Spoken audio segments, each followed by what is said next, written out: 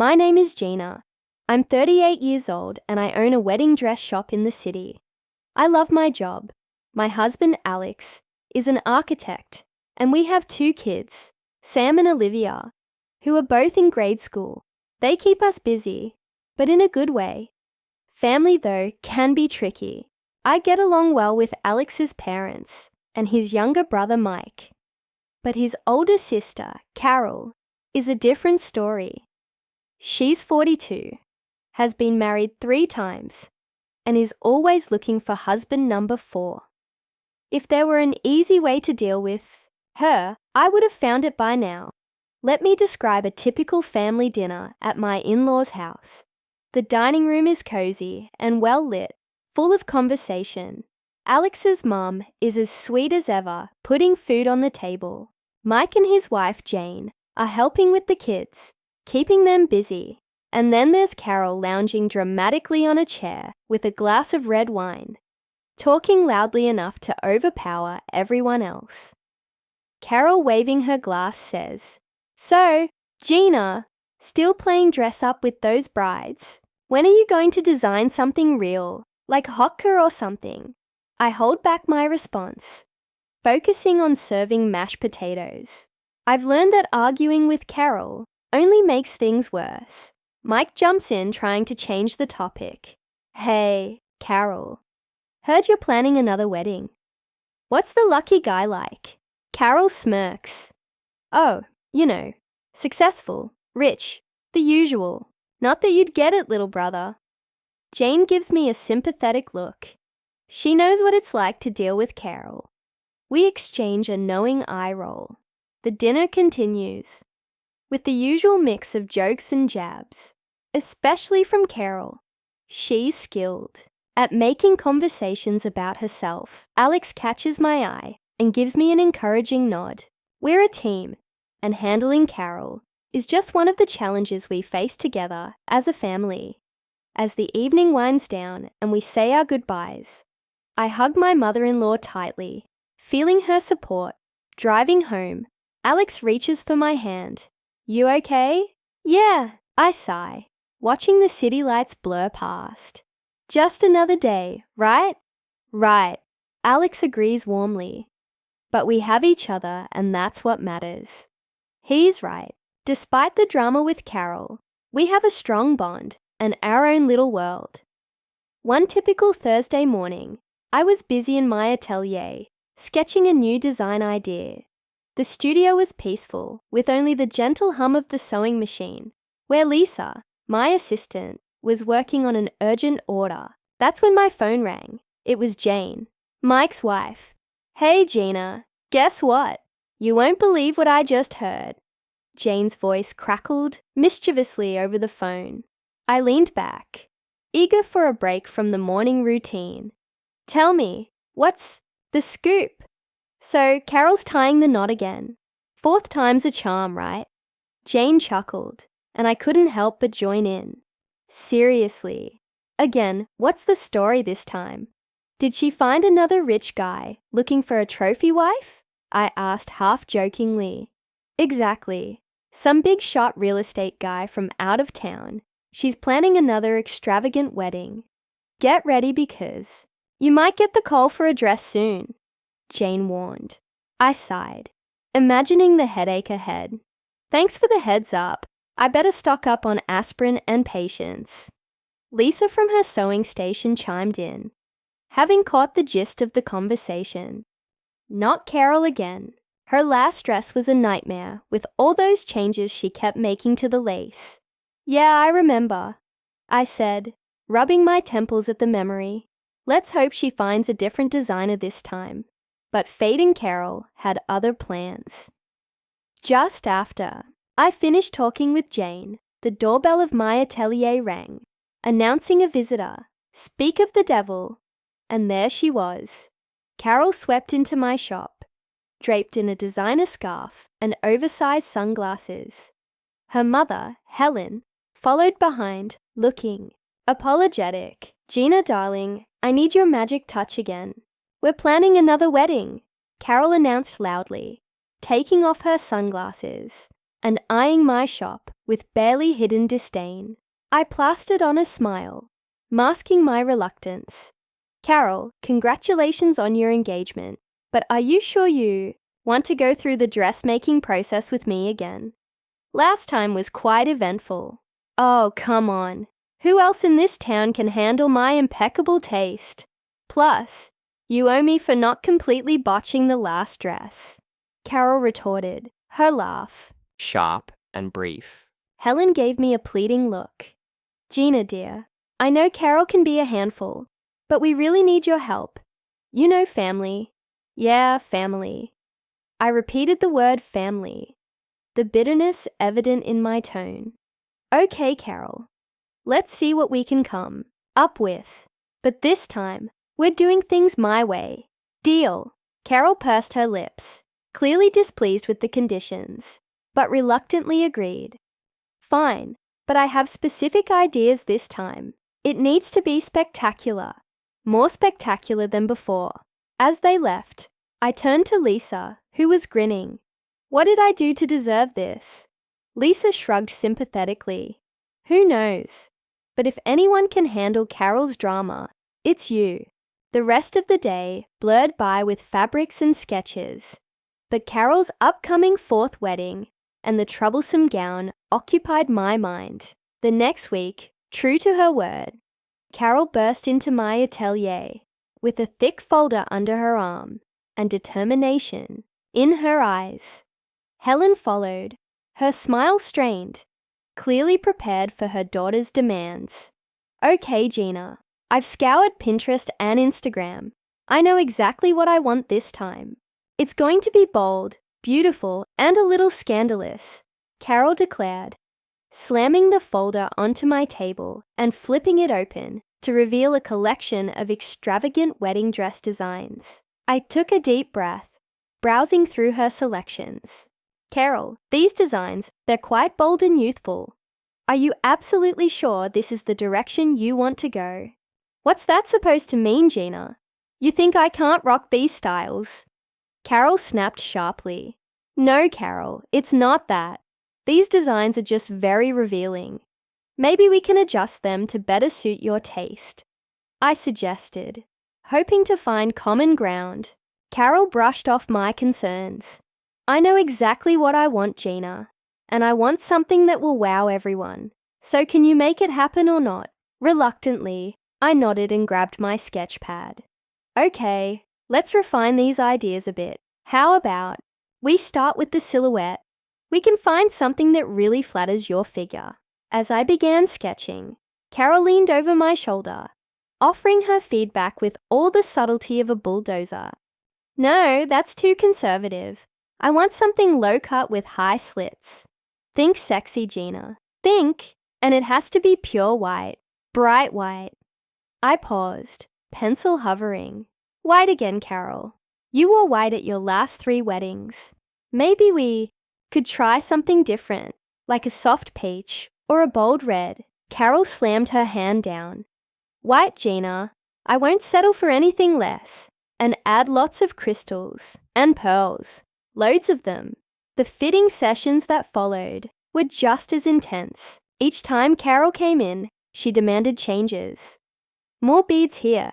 Less stitching there. Make it more fabulous, Gina. It's not hitting the mark yet. Each request came with a please that sounded more like a command. One afternoon, after a particularly, Carol's face flushed with anger. Then forget it. I'll find someone else who values the opportunity. As she stormed out, Helen lingered, her expression apologetic. I'm so sorry, Gina. I'll talk to her. I sighed heavily, feeling a mix of frustration and relief as Helen followed Carol out of the shop. The rest of the day passed in a blur of small tasks, my mind replaying the tense confrontation over and over. When I got home, I recounted everything to Alex. Alex was visibly upset. She can't take advantage of your hard work like that, Gina. It's not fair to you or your team. Later that evening, just as Alex and I were getting ready for bed, my phone rang. It was Helen, her voice soft and weary. Gina, I've been thinking about this afternoon. Carol was being unreasonable. But could we still make this work? Maybe as a wedding gift. It would mean a lot. Her request caught me off guard. After a moment's pause, I agreed despite the day's turmoil. All right, Helen, I'll do it. The dress will be my gift to Carol. Designing Carol's wedding dress had turned my atelier into a battlefield of demands and alterations. Each fitting with Carol drained me more than the last. My staff, tired of her behavior, started timing their breaks to avoid her visits. Lisa, my lead assistant, whispered to me as she grabbed her purse, "We're taking a break. Let us know when she's gone." Carol rolled her eyes as they left. They're so sensitive. You'd think they'd be used to criticism in this business.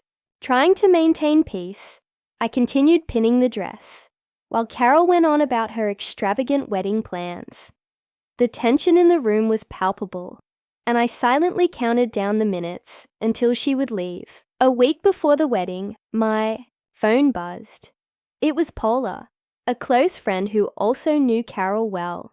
"Hey, are you excited about the wedding? I saw the guest list. It's going to be quite the event." I paused, holding a needle in midair. The guest list? I haven't seen it yet. Can you send it to me? I'm curious about who's coming.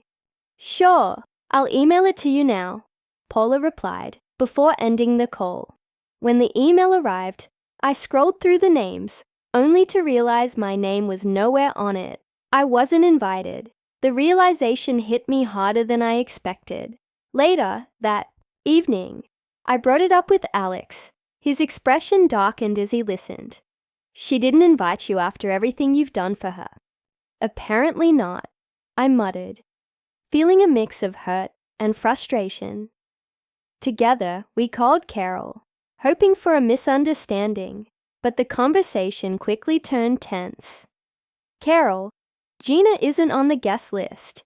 Is this a mistake?" Alex asked, his voice firm. Carol's mocking laughter echoed through the phone. "No mistake. Gina is just the seamstress. Why would she be at the wedding? It's for important people."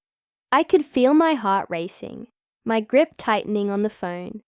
"But I've been making your dress as a gift, Carol." More laughter followed. "Yeah, thanks for the dress. But let's not pretend you belong at my wedding, Gina. Just stay home." Alex erupted in anger. "How can you be so ungrateful? She's your family." Carol abruptly hung up, leaving Alex pacing the room, furious at his sister's callousness. I sat there, feeling the weight of the situation sink in.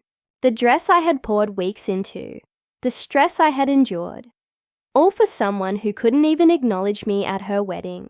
It was a painful betrayal, cutting deeper than any harsh word she had ever uttered. A week later, at the final fitting, Carol breezed into the atelier as if nothing had happened. She was all smiles and demands, acting as though she hadn't just excluded me from one of the most significant days of her life. As we adjusted the dress, I maintained a facade of professionalism, hiding the hurt brewing inside. I had quietly resolved on a plan for subtle justice, something to reclaim a small sense of dignity without causing a scene. Oh, and I'll need to make one final adjustment to the dress at my workshop. I mentioned casually, as I helped Carol out of the gown. "I'll bring it to your place on the morning of the wedding." Always rushed, Carol nodded. "Just make sure it's early. I have a tight schedule and I can't afford any delays." "I understand," I replied evenly. "You can count on it being there on time." On the morning of the wedding, Alex and I arrived at Carol's house with the beautifully packaged dress in hand. My heart raced, not out of nerves for the event, but from anticipation of her discovering my small surprise. Carol greeted us coldly at the door, snatching the dress box without a word of thanks. "Alex, you can stay. Gina, you should leave now. We wouldn't want to upset the important guests," she said easily. I maintained my smile, concealing the hurt her words caused. "Of course, Carol. Have a wonderful day." Alex glared at her, clearly upset. But he squeezed my hand and chose to leave. With me. As we walked back to the car, his support gave me strength. Meanwhile, Mike and Jane, who were also attending the wedding, overheard how Carol treated us. Outraged, they decided then and there to skip the ceremony. Mike came over to our car before we could drive away. "I can't believe she treated you like that, Gina. We're not staying either. It's one thing to be demanding about your wedding, but it's another to be outright cruel," Mike said, clearly upset. As we tried to lighten the mood, my phone buzzed. It was a text from Paula, who had stayed at the wedding. "Something's up. Carol looks furious. Did you do something?" The text read. I couldn't help but smirk. Just a little wedding gift. Alex and I had just settled down with our morning coffee, finally enjoying a quiet moment when a sharp ring of the doorbell shattered the peace. We exchanged looks. Sensing the day wasn't quite over, I opened the door to find Carol standing there, red-faced and furious, clutching a simple piece of cloth. Her mother, Helen, stood beside her, a mix of embarrassment and frustration on her face. Carol's fiancé, a stern-looking man, hovered in the background, his expression grim. "What is this, Gina?" Carol thrust the cloth at me as if it were damning evidence. "Explain this now." I took a deep breath, my resolve unwavering. "That's your wedding dress, Carol. Considering your behavior and how you've treated everyone, that piece of cloth seems more than fair." Her face contorted with anger. Carol stepped closer, her hand raised as if to strike. "You've ruined my wedding," she shouted. Helen intervened, catching her daughter's arm mid-air. "Carol, stop this right now.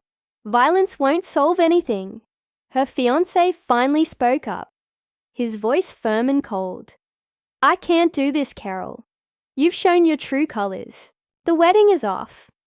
With that, he turned and walked away without looking back. "No, please don't leave," Carol pleaded, her voice cracking with anger and desperation. But he didn't stop, disappearing around the corner. Left standing with only her mother, Carol, redirected her fury towards me. "Look what you've done. Are you happy now? You've ruined everything." Before I could respond, she stormed off, her mother following after her with an apologetic glance back at us. Closing the door, I leaned against it, feeling Alex's hand on my shoulder. "Are you okay?" he asked softly. "Yeah, just shaken," I admitted, and we moved back to the living room, trying to process the rapid unraveling of the evening. It wasn't long before my phone rang again. I answered to hear Jane on the other end, her voice urgent. "Gina, you won't believe it. Carol's refusing to pay the wedding." "It's a mess," Helen confessed, shaking her head. "She's keeping a low profile, trying to sort things out. I just don't know how she plans to handle all the money she owes." Alex, who had been quietly listening, finally spoke up. "Ma, it's a tough situation, but maybe facing these consequences will be a turning point for her. She might learn to be more independent and stop relying on others to bail her out." Our conversation delved deep, blending regret with a glimmer of hope.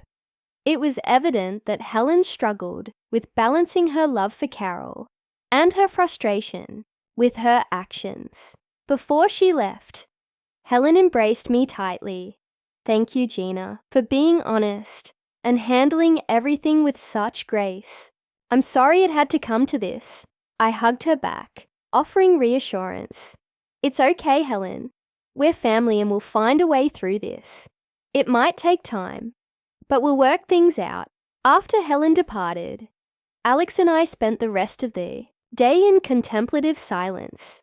The situation with Carol had left a lasting impression, reminding us of the complexities within family relationships and the valuable lessons that can emerge from confronting difficult realities.